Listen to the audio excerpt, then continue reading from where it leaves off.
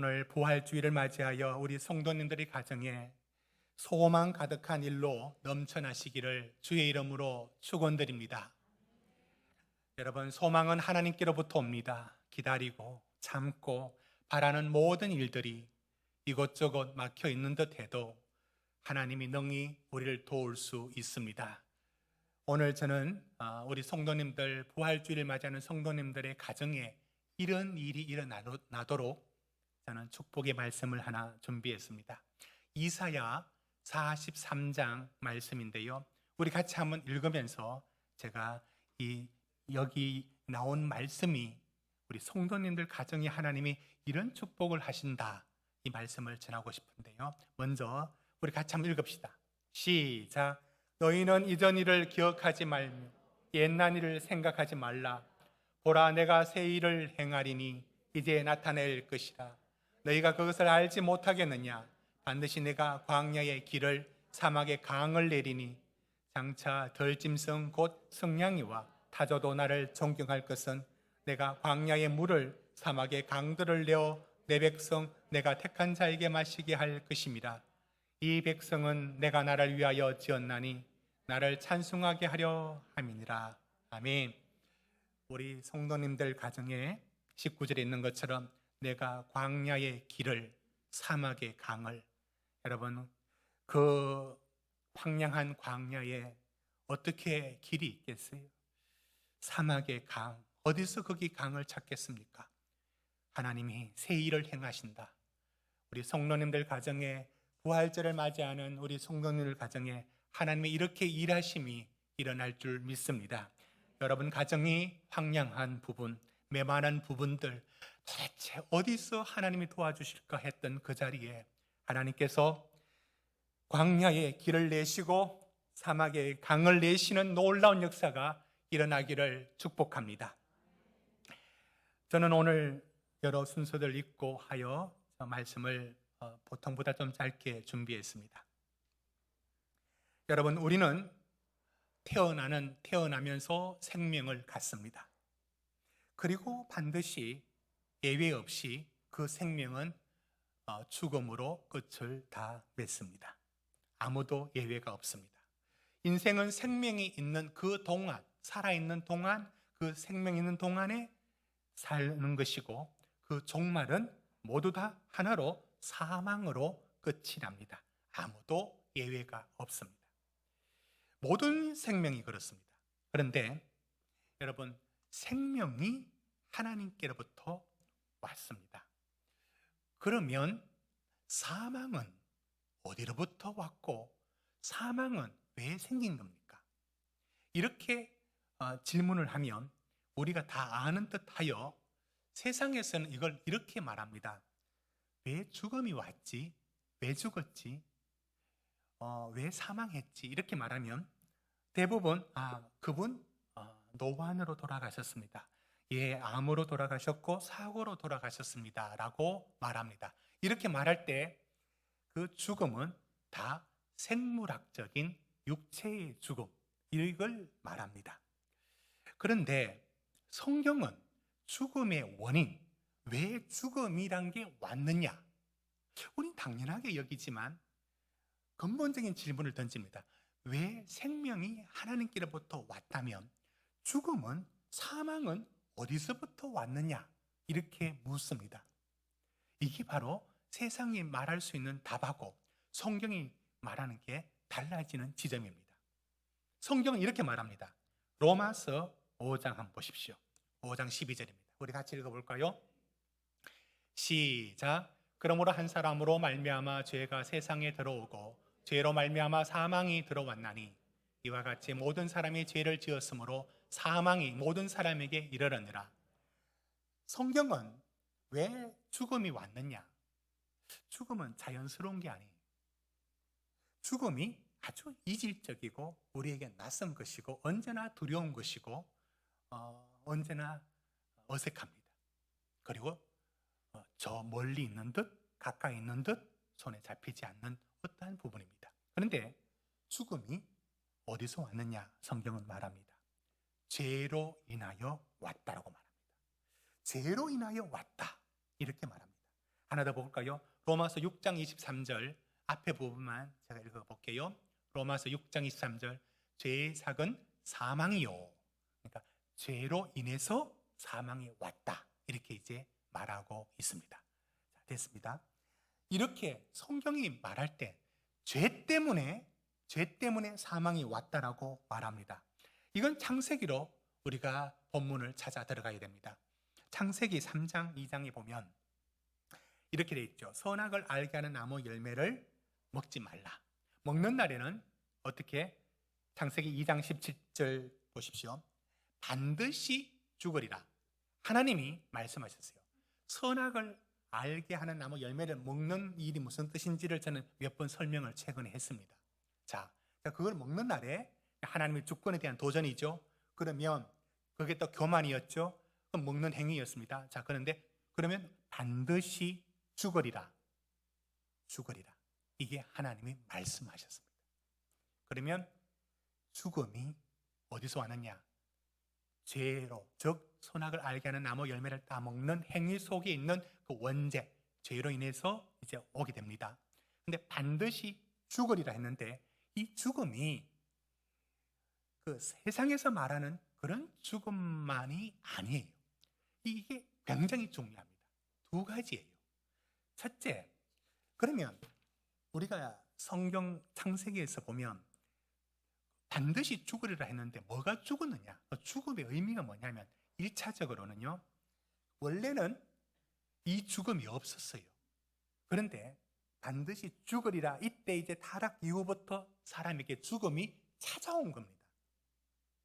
자, 그러면 어떤 죽음이냐? 바로 죽었느냐면 바로 죽지 않고 아담과 하와가 유한한 한 생을 살다가 죽습니다. 그러니까 영원히 사는 존재가 사라지고 유한한 요즘 말로 100년 미만의 삶을 살다가 사라집니다. 창세기 3장 19절 한번 보십시오. 흑인이 끝에 보십시오. 흙으로 돌아갈 것이다. 이게 바로 육체적인 생물학적인 죽음을 말합니다. 그렇죠? 그러나 이 죽음은 금방 죽은 것이 아니라 그 죽음이 좀 연기되어 생명이 유한해졌습니다. 이게 이제 타락 이후에 인간이 이렇게 된 겁니다. 자, 그럼 생물학적인 존재로서 그래서 창세기는 이렇게 말하죠. 그 아담 그리고 하와는 이제 인간을 대표하죠. 그래서 하와에게는 창세기 3장 16절에 있는 것처럼 양아이를 키우고 또 임신하고 이런 어떤 그 삶의 과정들. 그다음 19절에 보면 아담에게는 19절. 아담에게는 방송 시에 빨리 좀 움직입시다. 19절에는 흑인이 흑으로 돌아갈 것이다라고 말할 때 얼굴에 땀을 흘리고 일하고 하는 이 부분에서 남성들이 일하는 것. 이건 뭐 어떤 성 역할을 규정하는 게 아니라 성경 전체에 대한 인간의 대표성을 말하는 겁니다. 그러니까 이렇게 살아가는 과정이 유한해졌다. 그리고 이렇게 열심히 살고 하는 것들이 곧 유한한 인생을 살다가 죽게 된다. 이게 1차적인 죽음입니다. 수고하고 살다가 진을 다하고 이제 죽습니다. 근데 이 죽음만 있는 게 아니에요. 중요한 건 두 번째인데 성경은 이 부분을 매우 중요하게 다루죠. 육체적인 죽음만이 전부가 아닙니다. 어떤 죽음이 있느냐면 여러분 23장 창세기 3장 23절 한번 보십시오. 23절 보면 하나님이 에덴 동산에서 그를 내보내 쫓아낸 겁니다. 왜? 타락하고 죄지었으니까. 거룩하신 하나님과 같이 있을 수 없습니다. 이게 무엇이냐면 이 죽음이 어떤 죽음이냐면 에덴 동산이 상징하고 있는 것처럼 하나님과 교제하고 생명이신 하나님으로부터 기쁨을 누리고 한없는 자유로움과 평안. 여러분 우리는 조금씩 맛보잖아요. 그 기쁨 조금 맛보고 평안 조금 맛보고 여러분 행복하냐라고 우리가 이렇게 하면은 행복한 것 같기도 하고 또 때로는 행복도 하고 근데 대부분 순간적이잖아요. 그게 그게 지속 안 되지 않아요. 근데 하나님께서 처음에 주신 그 무한한 기쁨과 평안을 누렸던 그 모든 것들이 이제 사라진 거죠. 그런데 그게 바로 하나님과의 생명을 누리고 교제하고 함께 지냈던 것. 그래서 이제 그게 단절되는 것. 이게 죽음이에요. 이 두 번째 죽음을 영적인 죽음이라고 말을 붙이자면 붙일 수 있습니다. 육체의 죽음과 함께 가지만 영적인 죽음입니다. 그런데 함께 가면서도 육체의 죽음, 육체는 살아있지만 영적으로 죽은 사람이 있는 거예요. 그래서 이걸 에베소서에서는 이걸 뭐라고 표현하느냐면 에베소서 2장 1절은 그는 허물과 죄로 죽었다라고 말합니다. 아니, 살아있는데 왜 죽었지? 죽었다라고 말합니다. 성경에서 말하는 죽음은 두 가지 의미가 있습니다. 육체적 생물학적으로 죽을 수밖에 없는 운명인 존재가 되었다. 유한한 존재가 되었다. 이 죽음과 그 다음에 하나님으로부터 단절된 죽음, 이걸 죽었다라고 말합니다.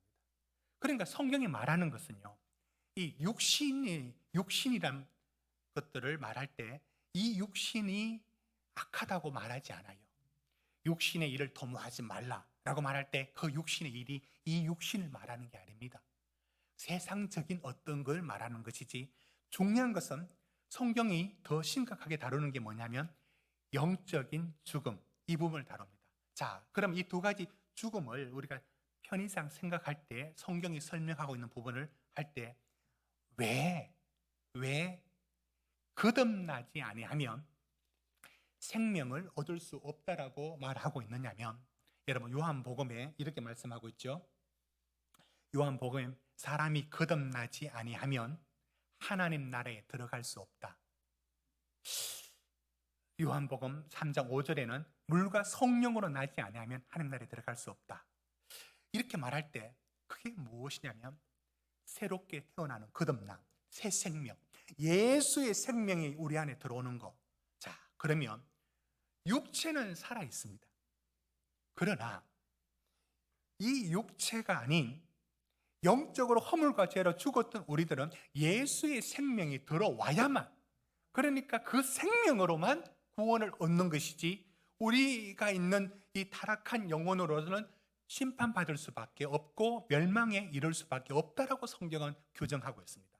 그러니 거듭남을 말하는 이유는, 그 이유가 어디 있느냐면 죽음이 어떤 죽음이냐, 하나님으로부터 단절된 죽음, 도저히 하나님의 주권을 인정하지 않고 하나님을 사랑하지 않으며 하나님을 예배하지 않으며 하나님 앞에 교제하지 않으며 하나님과 상관없이 사는 삶. 인간의 노력으로 되느냐? 안 돼요. 그러니까 그건 내가 노력의 부분이 아니라 바깥으로부터 오는 생명, 예수의 생명이 들어와야 된다. 이게 이제 거듭나야 된 생명입니다. 그러면 거듭난 생명을 가진 생명이, 여러분 영생은 죽은 후에 영원히 산다는 뜻이 아니에요. 이게 중요합니다. 영생이란 죽은 후에 영원히 산다는 말이 아니에요. 영생은 예수의 생명, 하나님의 생명, 그 생명을 가진 자가 육체가 죽어도 그 생명이 영생을 누리는 거예요. 이게 영생인 겁니다. 자, 이런 의미들을 우리가 먼저 알고 오늘 예수의 부활이 뭘 이루었느냐, 이제 그걸 말씀을 드리려고 하는 겁니다. 자, 이제 우리가 한 단계 좀 넘어가는 얘기를 좀 하고 싶습니다. 이런 얘기입니다. 생명이 있습니다. 여기 사망이 있습니다. 생명과 사망, 이게 추상적인 그런 우리와 상관없는 말인 것 같이 보이지만 그게 그렇지 않습니다. 생명 있으니까 살고 있는 것이고 사망이 있으면 생명이 끝이 나지 않습니까? 아주 구체적인 일들입니다. 그런데 생명과 사망이라는 이 사이를 살고 있는 우리에게 일어나는 모든 일들, 그 연관된 언어들, 연관된 일들이, 그것이 생명 쪽으로 기울수록 그 일이 긍정적이고 힘이 있고 살아가는 것들은 생명에 속하는 것이고, 그 일이 뭔가 부정적인 것들은 다 사망에 속합니다. 그러니까 우리 삶에 일어나는 모든 그 일어나는 일들이 생명 아니면 사망으로 분류할 수 있다는 생각이 듭니다. 자, 이 부분을 준비한 PPT로 한번 볼까요? 여러분, 이 연관된 단어들이 어디로 가는가 한번 봅시다. 건강 어디로 가겠습니까? 예, 생명. 자, 행복은, 이런 행복하다라고 하는 우리 삶의 구체성은 어디와 연관이 되어 있습니까? 생명 쪽으로. 질병은요? 그게 왜 문제됩니까? 그게 사망의 그림자를 보는 듯 하죠. 오래 산다는 거, 그 생명과 연관되죠. 불행은요? 그게 왜 불행입니까? 그 뒤에 사망이라는 어떤 부분이 기다리고 있으니까요. 왜 두렵습니까? 뭐 두려워합니까? 그게 뒤에 누가 있다는 거죠. 기쁨의 이유는 뭡니까? 그게 생명하고 연관이 있습니다. 다. 성공이 어디로 갑니까? 그것이 기쁜 이유는 생명하고 성장하고 관련 있지 않습니까? 부유함도 생명하고 관련이 있습니다. 실패가 왜 우리는 그게 좌절을 가져옵니까? 그 뒤에 있는 사망 때문에. 번영은 어디로 우리 삶의 한 부분을 차지합니까? 생명 쪽입니다. 가난은 또 왜 우리의 삶을 어렵게 만듭니까? 그 끝이 어디로 향하는 듯 하기 때문에. 고통은. 이렇게 계속적으로 우리가 우리 삶에 됐습니다. 관련되는 많은 그 연관된 삶의 모든 것들이 어디다 연결되어 있느냐면, 어디 연결되어 있느냐면 생명 아니면 사망이에요. 그런데 우리가 이 땅을 살고 있는 동안에는 이 두 가지가 교차합니다. 교차합니다. 이 교차하는 일들이 우리에게 일어납니다. 저는 오늘 예수님의 부활을 설득하거나 설명하거나 변호하거나 변정하려고 하지 않을 겁니다. 하지도 못합니다. 할 필요도 없습니다. 왜? 오늘 읽은 말씀과 성경은 예수님의 부활을 명백하게 증거합니다. 그러니 제가 여기 더 보탤 게 없습니다. 접어두겠습니다. 그러면 바로 넘어가죠. 예수 그리스도의 부활이 우리에게 가져온 게 무엇이냐? 생명과 사망. 여러분, 이게 뭔 얘기가 아니라 모든 삶에 일어나는 것들이 어떤 쪽은 생명 쪽으로, 어떤 불행과 관련된 모든 일들은 사망 쪽으로 기울어 있습니다. 이 모든 게 우리 삶에 교차합니다. 그러다가 사망과 관련된 그림자들, 여러분, 불행과 질병, 사고 그 자체가 문제가 되는 게 아니라 그 뒤에 있는 사망이라는 누구도 이겨보지 못한, 그 앞에는 모두 다 꼬꾸라진 가장 강력한 원수 사망이 기다리고 있었어요. 그게 기다리고 있기 때문에 여기 모두 어두워졌습니다. 그런데 예수의 부활이 뭘 가져왔느냐? 그 사망을 사망시켰어요. 사망이라는 이 원수를 예수께서 부활하심으로 그걸 이기신 겁니다. 그 첫 열매인 겁니다. 그래서 로마서는 그 부활이 곧 믿는 자에게는 우리도 그 부활을 누린다는 약속을 해 주었습니다. 그러면 교리적인 부분은 여기까지 하고 제 삶의 성도들에게 제가 던지는 얘기는 이 마지막 얘기를 전하고 싶습니다. 예수의 부활이 뭘 이루었느냐? 지금 프로배구 플레이오프가 전이 끝났었죠. 흥국생명하고 기아하고 이렇게 이제 했는데 그 전에 저는 흥국생명의 김연경 선수를 팬까지는 아니지만 좋아하고 또 응원합니다. 한 번은 이제 그 한 경기를 중간에 와서 봤는데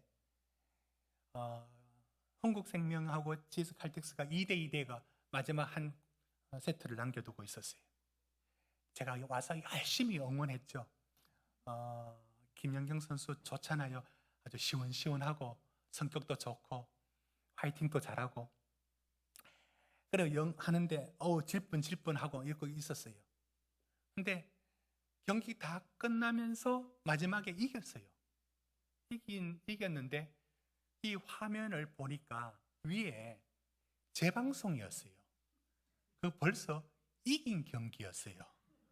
이긴 경기를 영경아 정신 차려라 하면서 제가 응원을 열심히 했는데 그 벌써 이긴 경기를 제가 응원하고 있었습니다.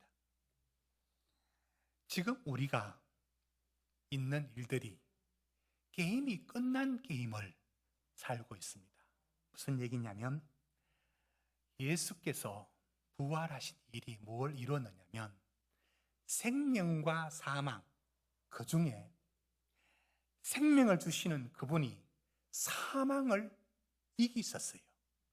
사망을 이기셨단 말은 사망과 관련된 연관된 모든 일들이 우리 삶의 모든 모습들이 이러면 어떻게 될까? 저러면 어떻게 될까? 그리고는 어떻게 되느냐라고 하는 여러분 삶에 걱정하고 두려워하고 조바심 내고 염려하는 모든 것들 속에 내가 손땀을 쥐고 내가 영경이 응원했는데 그거 이긴 경기였던 것처럼 예수께서 부활하셨다는 사실은 사망의 권세를 이겨놓았다는 거예요. 이것이 우리에게 약속되어 있다는 겁니다.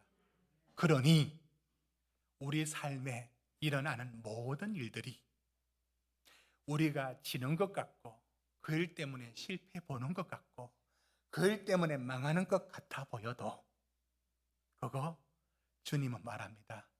나는 길이요 진리요 생명이요 나는 부활이요. 주님의 부활하심이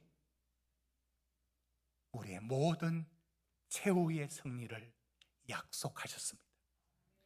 그렇기 때문에 여기서 실패하는 듯한 모든 모습들의 여러분의 구겨진 삶의 모습들도 그게 끝이 아니며 최후의 승리가 우리 인생의 하나님의 약속 속에 서 있습니다.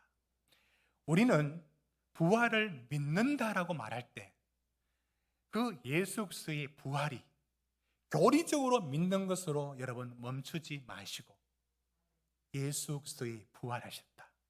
사망을 사망시키신 예수님의 부활은 사망의 그림자와 관련되는 모든 삶에 여러분을 괴롭히는 모든 것들을 최후를 이미 결론 지어 놨습니다.